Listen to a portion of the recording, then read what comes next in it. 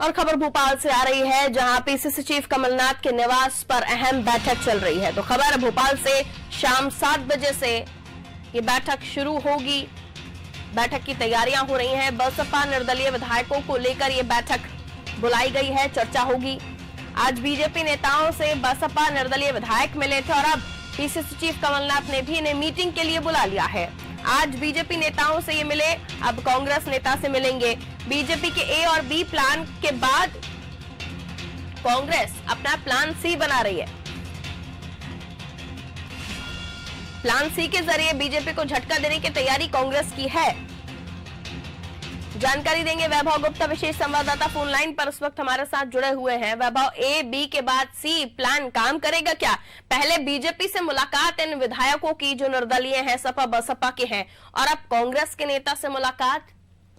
वैभव, बिल्कुल हमने देखा था जब सत्ता का उलटफेर चल रहा था होली से कुछ दिन पहले कैसे नारायण त्रिपाठी मुख्यमंत्री, क्योंकि उस वक्त मुख्यमंत्री थे, कमलनाथ से मिलने जा रहे थे और एन वक्त पर जब उनकी जरूरत थी तो नारायण त्रिपाठी बीजेपी के पाले में खड़े हुए नजर आए हैं। तो आज इसकी शुरुआत हुई नगरीय प्रशासन मंत्री भूपेंद्र सिंह के बंगले पर, जहां पर बसपा और जो निर्दलीय विधायक उनसे मिलने के लिए पहुंचे। इसके बाद कांग्रेस एक्टिव हुई। प्रदेश अध्यक्ष कमलनाथ का बयान आता है, वो कहते हैं कि बीजेपी ने एक बार फिर से सौदेबाजी की शुरुआत कर दी है, लेकिन मध्य प्रदेश में सौदेबाजी नहीं होगी। स्पष्ट तौर पर बीजेपी पर कमलनाथ ने आरोप लगाया कि कांग्रेस के विधायक, बसपा के विधायक, निर्दलीय विधायक के साथ सौदेबाजी करने की कोशिश बीजेपी कर रही है। तो अब आज शाम को 7 बजे बड़ी बैठक होने जा रही है। प्रदेश अध्यक्ष कमलनाथ ने अपने सभी विधायकों को इस बैठक में उपस्थित होने का प्रस्ताव सुनाया है। निर्दलीय विधायकों से भी कहा गया है और बसपा के विधायकों से भी कहा गया है कि वो इस बैठक में और कमलनाथ के साथ बातचीत कर। निर्दलीय विधायक आते हैं कि नहीं आते हैं,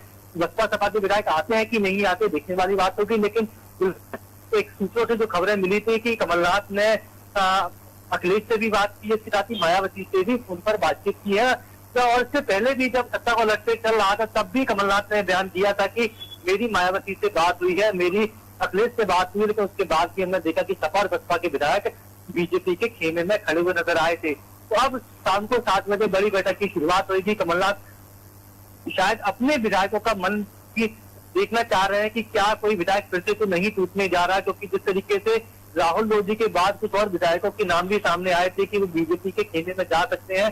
तो अपने ही विधायकों की बाड़ेबंदी करने में ज्यादा कमलनाथ लग रहे हैं, क्योंकि जिस तरीके से खबरें मिल रही हैं और जिस तरह से ईवीएम पर फिर से कांग्रेस ने सवाल खड़े किए थे। तो अब देखना होगा कि कमलनाथ की बैठक में विधायकों से क्या बातचीत होती है, क्या खबर निकल कर आती है। लेकिन कमलनाथ के साथ ही पूरी कांग्रेस अब जरूर एक्टिव हो गई है कि अगर नतीजे कुछ ऐसे रहते हैं कि सरकार फिर से मध्य प्रदेश में या फिर कांग्रेस की सरकार बनती है, तो उस वक्त कांग्रेस को किसी तरह की परेशानी का सामना ना करना पड़े, या फिर अगर बीजेपी में ए बी और प्लान सी की तैयारी कर रखी है तो कमलनाथ और कांग्रेस उस सी प्लान का जवाब दे सकती है।